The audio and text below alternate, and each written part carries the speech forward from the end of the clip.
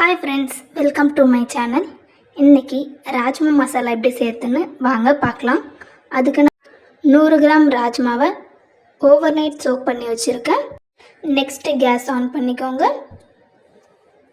Cooker வச்சு cooker நல்லா சூடு ஏறினதும் அதில் நம்ம ஓவர் நைட் சோக் பண்ண ராஜ்மாவை போட்டுக்கோங்க. கூட 2 கிளாஸ் அளவுக்கு தண்ணி சேர்த்துக்கோங்க. தண்ணி சேர்த்ததும் ஒரு பிரியாணி இலை, ஒரு பட்டை, 2 கிராம்பு சேர்த்துக்கோங்க. தேவையான அளவு உப்பு சேர்த்து குக்கர் மூடி போட்டு 5 விசிலுக்கு மிதமான தீயில் வச்சுக்கோங்க. நெக்ஸ்ட்டு பக்கத்தில் ஒரு கடாய் வச்சுக்கோங்க. கடாய் நல்லா சூடானதும் 2 டேபிள் ஸ்பூன் அளவுக்கு எண்ணெய் ஊற்றிக்கோங்க. எண்ணெய் நல்லா காஞ்சதும் 1 டேபிள் ஸ்பூன் அளவுக்கு சீரகம் சேர்த்துக்கோங்க. சீரகம் நல்லா புரிஞ்சதும் ஒரு காஞ்ச மிளகாய், கொஞ்சமாக பெருங்காயத்தூள் போட்டுக்கோங்க. பெருங்காயத்தூள் சேர்த்ததும் நான் வெங்காயத்தை கோஸாக அரைச்சி வச்சுருக்கேன், அது சேர்த்துக்கோங்க. வெங்காயம் சேர்த்து நல்லா வதங்க விடுங்க. வெங்காயம் வதங்குறப்ப அடி பிடிக்கிற மாதிரி இருந்தால் லைட்டாக தண்ணி சேர்த்துக்கோங்க. வெங்காயம் நல்லா வதங்கட்டும். 1 ஸ்பூன் அளவுக்கு இஞ்சி பூண்டு பேஸ்ட் ஆட் பண்ணிக்கோங்க. இஞ்சி பூண்டு பேஸ்ட்டோட ரா ஸ்மெல் போகிற வரைக்கும் நல்லா வதக்கிக்கோங்க. இஞ்சி பூண்டு பேஸ்ட்டோட பச்சை ஸ்மெல் போனதும் ஒரு தக்காளி நான் பியூரி மாதிரி மிக்சியில் அடித்து சேர்த்துருக்கேன். தக்காளி நல்லா வதங்க விடுங்க.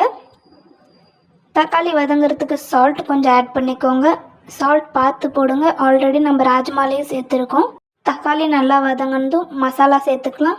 1 ஸ்பூன் காஷ்மீரி மிளகாத்தூள், 2 ஸ்பூன் மல்லித்தூள், 1/4 ஸ்பூன் மஞ்சத்தூள், 1/4 ஸ்பூன் சீரகத்தூள், 1/4 ஸ்பூன் கரம் மசாலா சேர்த்து நல்லா மிக்ஸ் பண்ணி விடுங்க.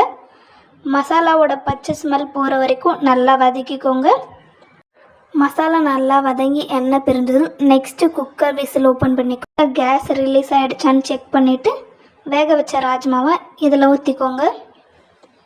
வேக வச்ச ராஜ்மாவை சேர்த்து நல்லா மிக்ஸ் பண்ணி விடுங்க. நல்லா மிக்ஸ் பண்ணதும் ஒரு லிட்டு போட்டு 5 நிமிஷத்துக்கு நல்லா கொதிக்க விடுங்க. நடுவில் ஓப்பன் பண்ணி நல்லா மிக்ஸ் பண்ணி விடுங்க. திரும்ப லிட்டு போட்டு இன்னொரு 5 நிமிஷத்துக்கு நல்லா கொதிக்க விடுங்க. நல்லா கொதித்து எண்ணெய் பிரிஞ்சு வந்ததும் கைப்பிடி அளவுக்கு கொத்தமல்லி சேர்த்து நல்லா மிக்ஸ் பண்ணுங்கள். அவ்வளோதான், ராஜ்மா மசாலா ரெடி. நான் இன்றைக்கி ஜீரா ரைஸ் கூட பேர் பண்ணியிருக்கேன். இது roti, chapati, jeera rice, normal rice எல்லாத்துக்குமே நல்ல காம்பினேஷனாக இருக்கும். ட்ரை பண்ணி பார்த்துட்டு எப்படி இருக்குன்னு எனக்கு கமெண்ட்டில் சொல்லுங்கள். இந்த வீடியோ உங்களுக்கு பிடிச்சிருந்தா லைக் பண்ணுங்கள், ஷேர் பண்ணுங்கள். மறக்காமல் என்னோடய சேனலுக்கு சப்ஸ்கிரைப் பண்ணுங்கள். தேங்க்ஸ் ஃபார் வாட்சிங்.